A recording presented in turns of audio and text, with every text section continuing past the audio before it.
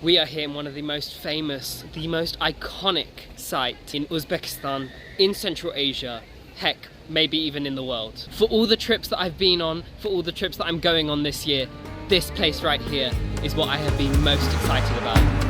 Ladies and gentlemen, Samarkand.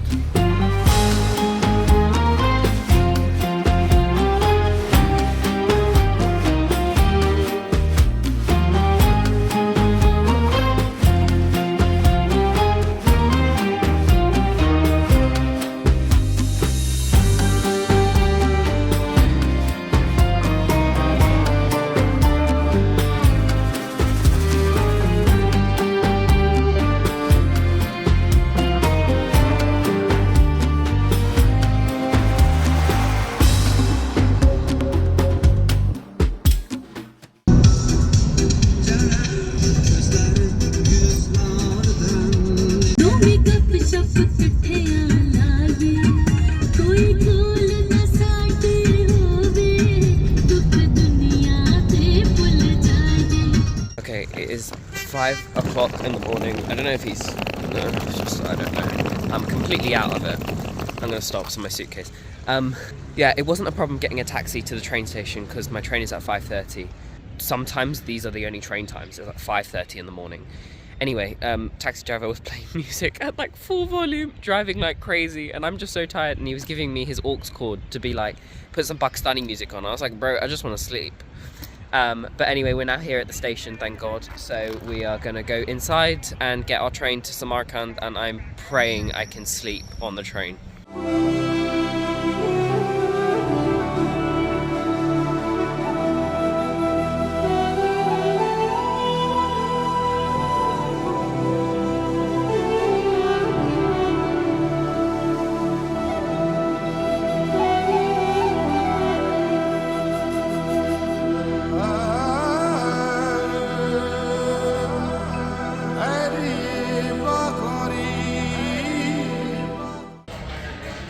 Okay, I've stopped off for breakfast first. I got just like simple pancakes and a frappuccino. It's called El Morosi Cafe.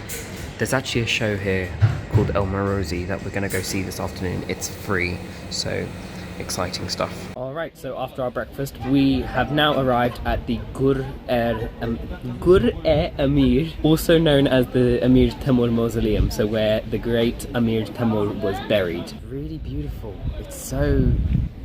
I'm excited. I haven't been to the Registan Square yet, but you guys, I'll put in my live reaction because I'm really excited for that.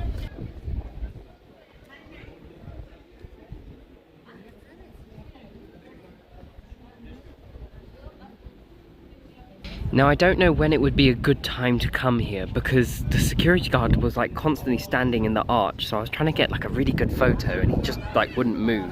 So that was a bit annoying, and it's obviously very busy because it's a very touristy place. So I can't say, I apologize if all my videos and photos just have people in it, but this is what happens when you come to big travel places. And let us turn around.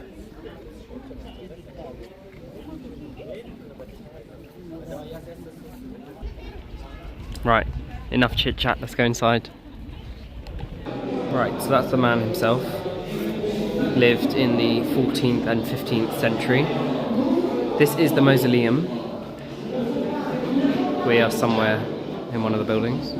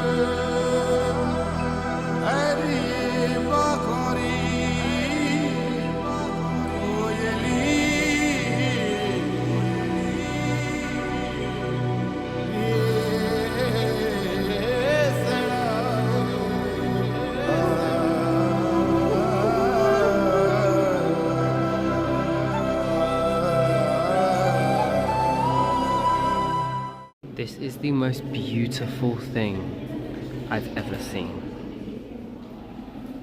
And I'm gonna turn off my camera so I can just enjoy it with my own eyes. What's really interesting actually is if you take a photo of the square up here on 0.6 times, you get the shape of a kite. It's so artistic and meticulous, and you've got the Islamic art and everything is gold.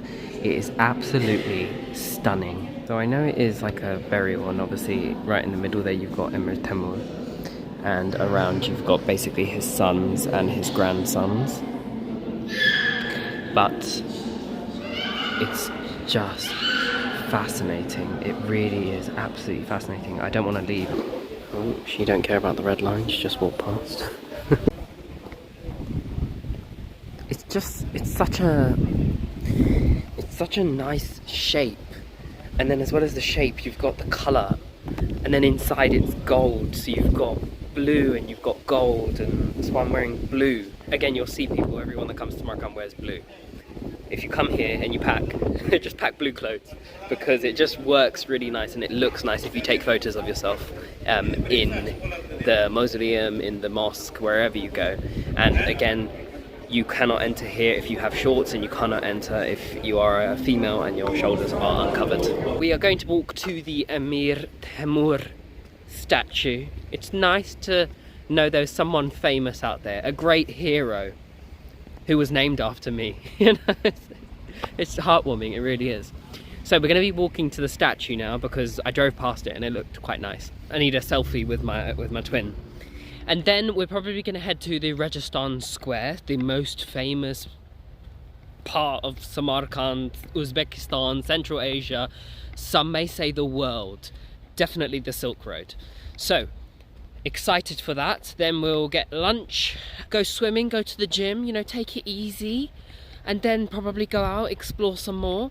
Once you've bought a ticket here in Uzbekistan, always keep it, because if you decide to come back, and most of these attractions are open 8 to 8 because it's so hot midday that they basically have like a 5-hour break. So if you did want to come back in the evening, that is something that you can do with the same ticket. And that tends to be the case in every city in Uzbekistan. Emir Timur. And basically... anyway, I don't know what they were doing, I'll have a look later. And the Timurid Empire kind of stretched, obviously from Central Asia, all the way to Azerbaijan and all the way to Delhi as well. He conquered Delhi and a lot of Pakistan.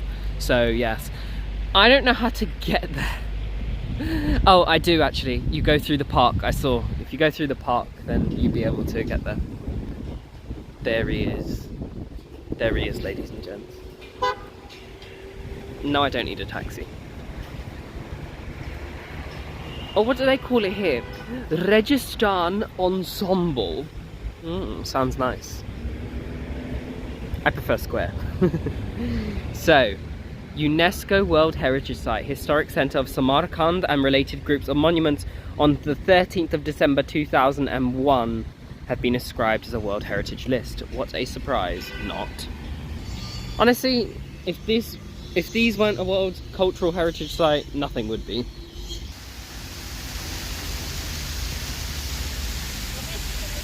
Quite handsome. Must be the name. Just have a look at the surroundings first. It's absolutely beautiful. Green, clean, lean, any other eens that you want. Cue the emotional music. I can see it. It's in reach. It's in sight. Don't cry. Everyone, don't cry. Stay strong. I think that must be a viewing point.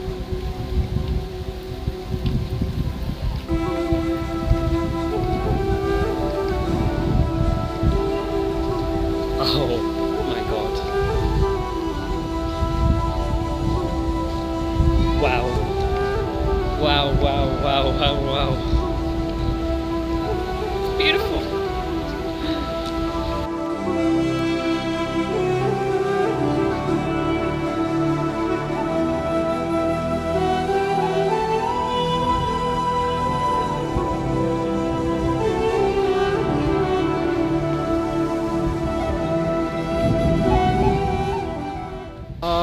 look, how nice.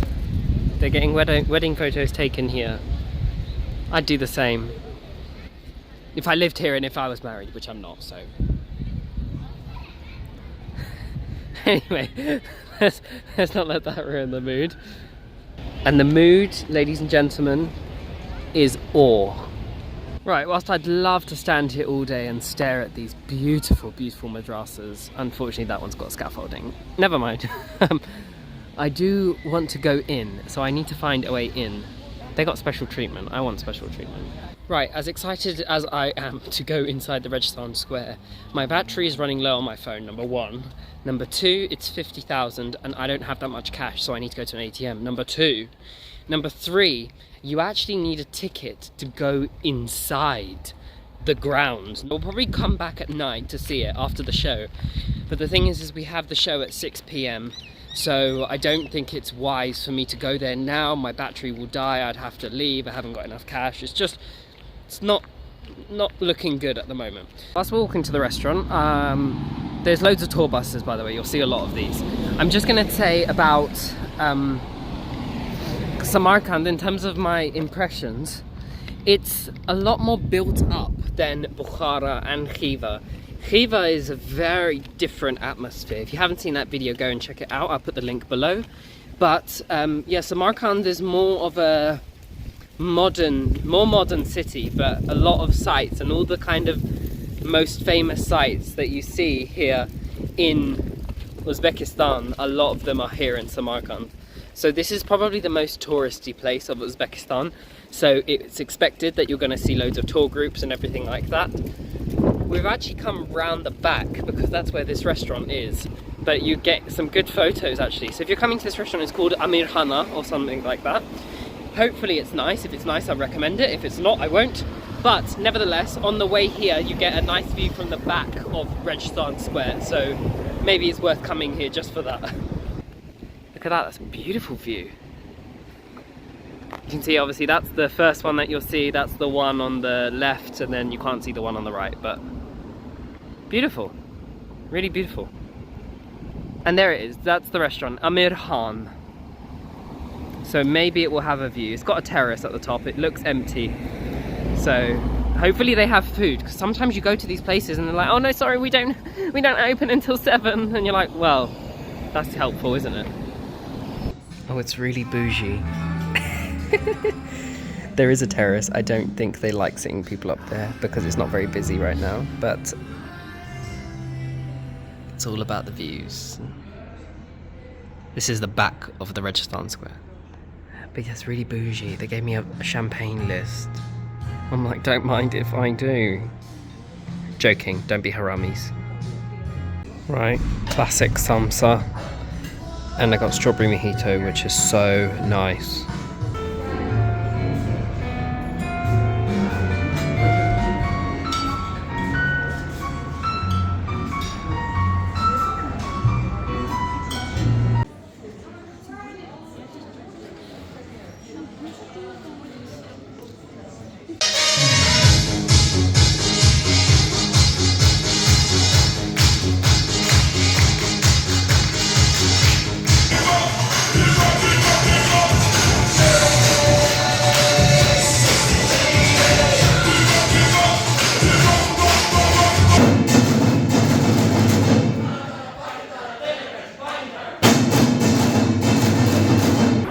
Somehow managed to escape. I mean, it was like a school recital and it was just all their families and me. So I was really uncomfortable to leave, and it just, I thought it would be something cultural and it just was not. Basically, I think the theme was like the Uzbek students do Korean things and the Korean students do Uzbeki things. But it just wasn't for tourists.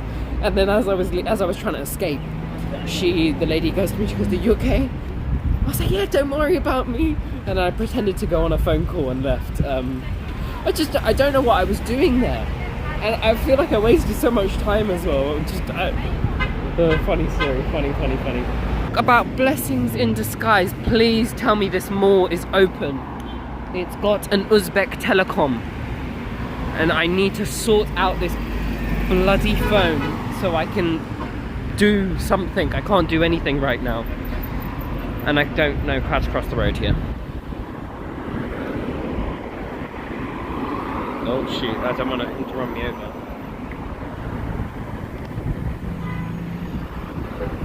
Thank you. Well, that's half of it done. Now I've got the other half to go.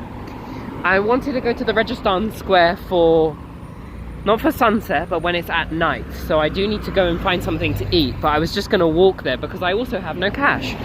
So as well as no SIM, I've got no cash. So it's all a bit of a disaster at the moment.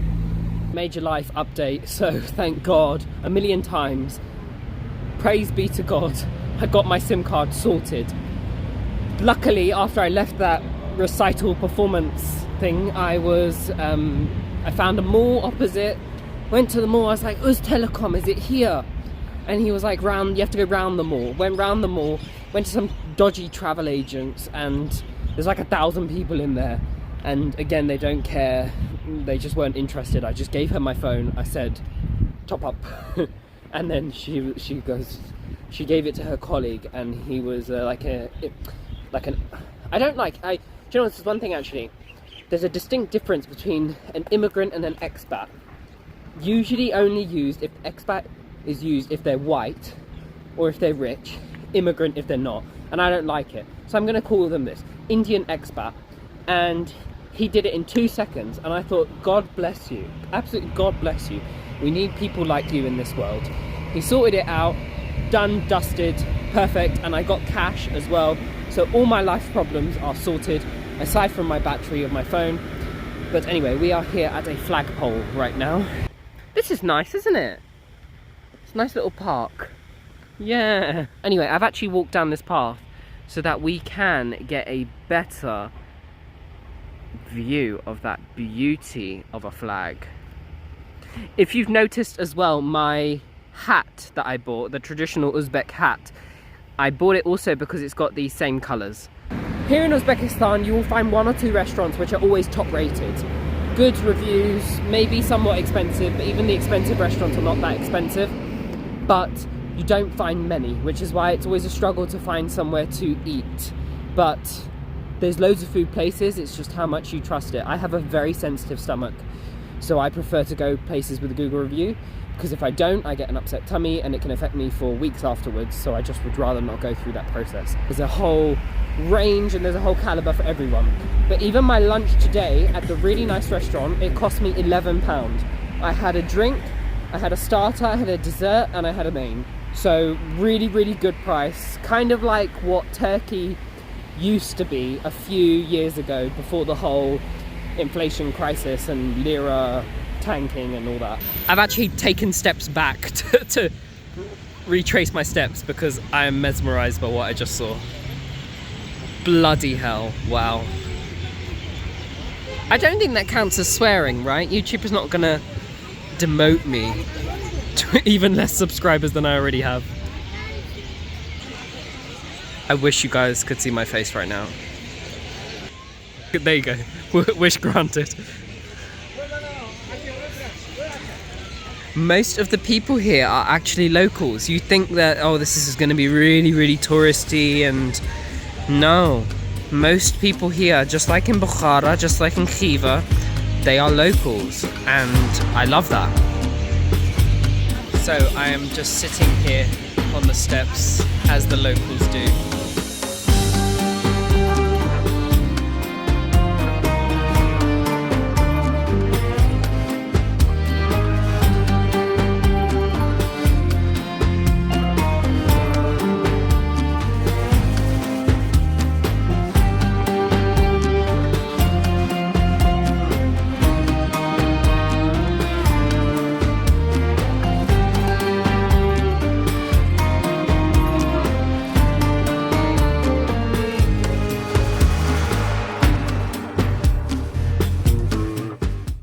Yes, it's all about the view, but I just also want you guys to have a look and just experience this vibe, this atmosphere.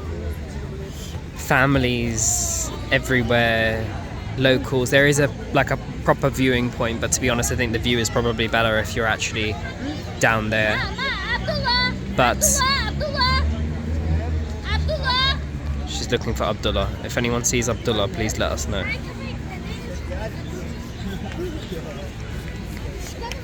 So funny when you vlog.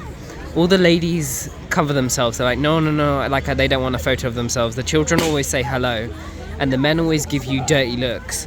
There is some light, so I'm hoping you guys can see me. I'm also walking in the middle of the road, like a, main character business. If there's a car coming, let me know, guys. Although I'll probably be dead by then. Anyway, we've just finished at the Registan Square. Oh, it's mesmerizing. I sat there for about an hour, and I just sat there. And there's a feeling that I've had, and I've only had it 3 times in my life. The first time when I was 9, when I first saw the Kaaba in Mecca. Second time was in 2019, no, last year actually, December, when I saw the Twin Towers in Kuala Lumpur. And the final time here in Samarkand, Uzbekistan, when I saw the Registan Square, like a feeling of absolute awe and amazement. Those mean the same thing. But something that I could just stare at for hours, take the same photos, look at again and again and again, and still not get bored because I'm just so amazed by it. But anyway, I did leave eventually, and I've come to the Gur-i-Amir. Did you like that? See, I pronounced it right this time. I've been practicing.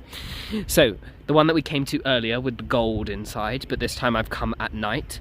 It's just nice to see them at night when they're all lit up as well. It's just a different atmosphere. There's less people, it's cooler, and it's just beautiful to look at.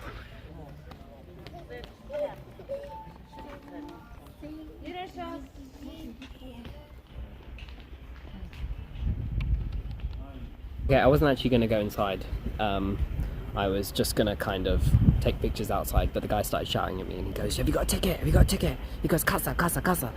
And I was like, bro, and I took out my ticket from this morning that I bought, and I showed him, I said, look, it's from Bugun Sabah. And then he was like, oh, okay, fine. So now I'm gonna go inside just because he asked for my ticket, otherwise I wasn't gonna go in. But the doors are actually open. So the hope is that it is still open and that there is no one, not a soul. Aside from Emir Timur's soul. There he is, there's our man.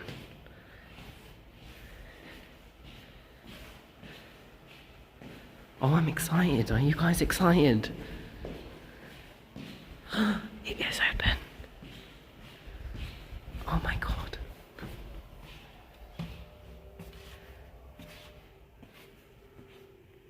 And I do. I have this whole thing to myself. It is like 8 p.m. and there's like du'as inside here, prayers that they're reciting. A lot of people come here and they do send their respects. I am in shock that this place is empty. Wow. Thank God he checked my ticket, otherwise I wouldn't have been motivated to come inside.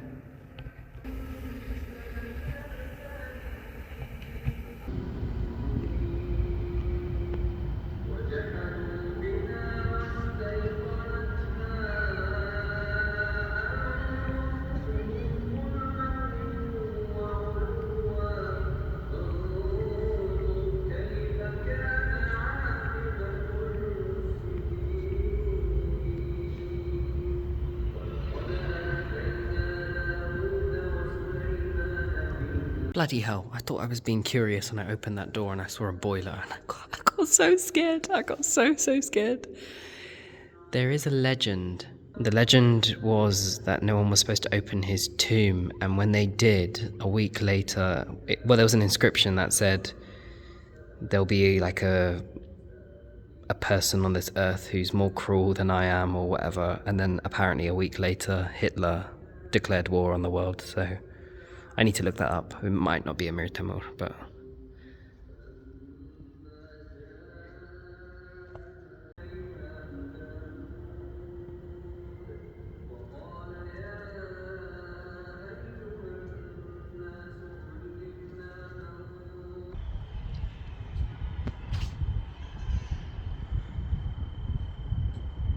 Okay, inside this gold chamber of Gur-i-Amir, the mausoleum of Emir Timur, I will say goodnight to you guys, and I will see you tomorrow morning.